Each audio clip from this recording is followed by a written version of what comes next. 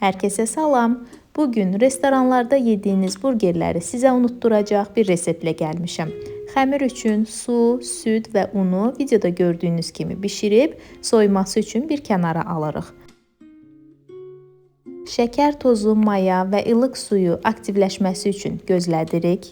2 yumurtanı çırpıb xəmirin üzərinə çəkmək üçün 2-3 qaşıq ayırırıq. Unun üzərinə duz, ilıq süd, aktivləşdirilmiş maya, yumurta və hazırladığımız bu qarışımı əlavə edib xəmir yoğururuq. Xəmir tam toparlanmamışdan öncə üzərinə 30-40 qram kərə yağı əlavə edib yumuşaq, ələ yapışmayan xəmir əldə edirik və mayalanması üçün gözlədirik.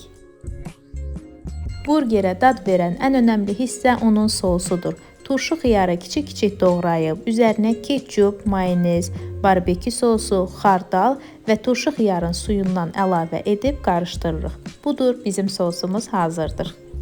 Xəmiri kündələrə ayırıb, üzərini örtüb, biraz da kündə halında mayalanmasını gözləyirik.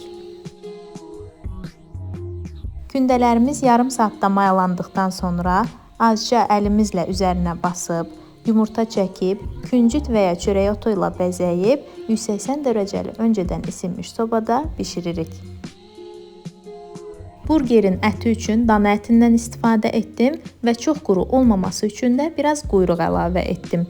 Ətə soğan, duz, istiot heç bir şey əlavə etmədən forma verdim. Videoda göstərildiyi kimi qapaqla forma vermək daha asan olur və standart ölçü əldə etmiş olursunuz.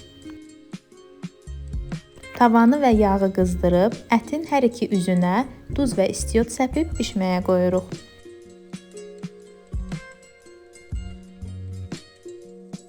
Ətin hər iki tərəfi bişdikdən sonra pendirlərimizi əlavə edib, azca əriməsini gözləyib sobadan ala bilərik. Sehirli toxunuşlarla kartuşkaları doğrayıb və onları da qızardırıq. Gəldik işin ən əyləncəli hissəsi olan burgeri yığmağa. İstədiyiniz ərzaqlardan istifadə edə bilərsiniz. Mən burgerə ən çox yaraşdırdığım ərzaqları istifadə etdim. Çörəyə sousu çəkdim. Iceberg kələmi, bişirdiyimiz pendirli ət, pomidor, turşu xiyar və soğan. Və budur, bizim burgerimiz hazırdır. Hazırlayacaq hər kəsə indidən nuş olsun deyirəm. Məni izləməyi, kanalımı bəyənməyi unutmayın. Hələlik.